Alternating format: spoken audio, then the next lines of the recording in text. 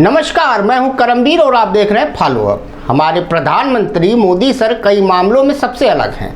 उनमें से एक है उनकी गजब की तुकबंदी। साल 2014 के चुनावी प्रचार के दौरान उन्होंने बहुत से वादे और नारे 125 करोड़ देशवासियों के कानों तक पहुंचाए थे। उनके इन्हीं वादों नारों की चासनी में सराबोर होकर केरल की सार्वजनिक क्षेत्र की सरकारी कंपनी BEML यानी कि भारत अर्थ मूवर्स लिमिटेड के तकरीबन 2000 कर्मचारी पिछले 36 महीने से कंपनी के निजीकरण के खिलाफ प्रदर्शन कर रहे हैं और हमारे मोदी सर इस पर भी मौन हैं। मजे की बात यह है कि ये वही कर्मचारी हैं जिन्होंने मोदी सर को जमकर वोट दिया था और उनके टिकट वाले भाषण सुनने के लिए अवकाश तक लिया था। लेकिन अब लगता है कि हमारे मोदी सर का उनसे मोह भंग हो चुका है। आज इसी मुद्दे पर फॉलो अप करेंगे, लेकिन पहले जिक्र करते हैं मोदी सर के कुछ खास वादे और नारों का। उनमें से एक नारा और वादा ये था कि सौगंध देश की खाता हूँ, देश नहीं बिकने दूंगा, जिसका ताज़ा उदाहरण आप सबके सामने है। एयरपोर्ट बिके, हवाई जहाज बिका, रेलवे स्टेशन बिका, यहाँ तक कि BEML यानी कि भारत अर्थ मूवर्स लिमिटेड भी बिक गया, जिसके कर्मचारी हड़ताल पर बैठे हैं। खैर, मोदी सर के इस नारे के बाद देश को बिकने से रोकने का जिम्मा जनता ने उन्हें प्रधानमंत्री बनाकर सौंप दिया। मोदी सर ने देश की महान जनता को कई लच्छेदार वायदों का लालीपाप चुनाव के दौरान थमाया था। उनमें से 2 वादों के पूरा होने की बाट जोते जोते युवा प्रौढ़ हो गए और बूढ़े स्वर्ग सिधार गए। ये 2 पॉपुलर जुमले थे कि हर साल 2 करोड़ लोगों को रोजगार का वायदा था पहला, और हर भारतीय के खाते में 15 लाख रुपए आने की उम्मीद। खैर, मोदी सर पहले तो देश के प्रधान सेवक बने, फिर खुद से खुद का प्रमोशन करते हुए चौकीदार बने।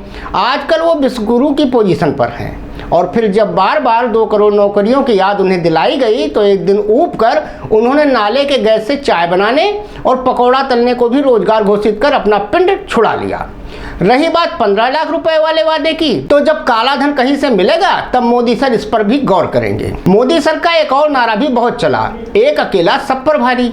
इस दावे में पूरा दम भी है, क्योंकि मोदी सर ने भले ही देश के बहुत सारे सरकारी उपक्रम या तो बेच डाले या फिर किराए पर दे दिए, लेकिन मजाल है कि कोई सवाल उठाए। लेकिन सबसे बड़ा कारनामा उन्होंने पब्लिक सेक्टर की सरकारी कंपनियों को बेचकर दिखाया, जिन्हें आज़ादी के बाद की सरकारों ने बड़े जतन से शुरू किया था।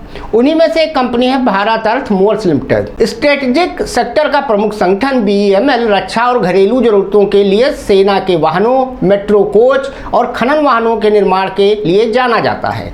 इसी कंपनी के निजीकरण का आरोप C2 और ज्वाइंट एक्शन काउंसिल केंद्र सरकार पर लगा रही है। संगठन का कहना है कि केंद्र सरकार देश के सामरिक विकास के लिए जरूरी संगठन का निजीकरण करने की कोशिश कर रही है। इसी निजीकरण के खिलाफ पलक्कड़ में भारत अर्थ मूवर्स लिमिटेड के वर्कर पिछले 916 दिनों से संघर्ष कर रहे हैं।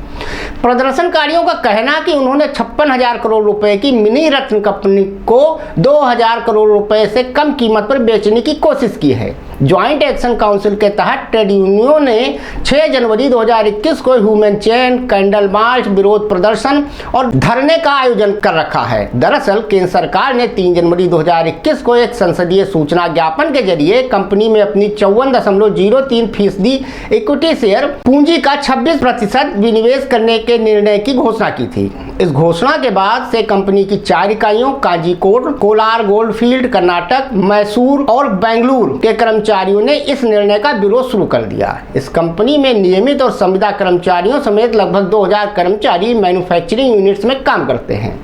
ज्वाइंट एक्शन काउंसिल के संयोजक और centre of India trade union यानी कि C2 की राज्य समिति के सदस्य SB राजू कहते हैं कि BEML देश की रक्षा, घरेलू, रेल परिवहन प्रणाली और खनन उद्योग समेत अन्य प्रमुख क्षेत्रों के लिए महत्वपूर्ण है। उनका यह भी कहना है कि हमारा विरोध राष्ट्रीय हित को उजागर करना है, लेकिन दुर्भाग्य से सरकार पिछले 36 महीने से मौन है। आपको बता दें कि BEML की स्थापना 1964 में हुई थी। यह सेना के लिए स्वचालित वाहन, मिसाइल और रॉकेट लॉन्चर, सेना की आवश्यकता और प्राकृतिक आपदा के समय अस्थायी पुल निर्माण, लोहे और कोयले की खदान के लिए उपकरण बनाने के लिए मशहूर है। इसके साथ ही BEML मेट्रो ट्रेन के डिब्बे भी बनाती है और विदेशों से खरीद की तुलना में इसकी लागत आधी यानी 50% होती है। लाभकारी मिनी रत्न संगठन के निजीकरण के खिलाफ देश की सर्वोच्च सैन्य कमांडर यानी कि राष्ट्रपति को कर्मचारियों ने 1 लाख हस्ताक्षर भी भेजे थे। यहाँ एक गौर करने लायक बात यह भी है कि BEML की विश्वसनीयता और दक्षता पर कभी सवाल नहीं उठाया गया, क्योंकि संगठन को देश के भीतर और बाहर से ऑर्डर मिलते रहे हैं।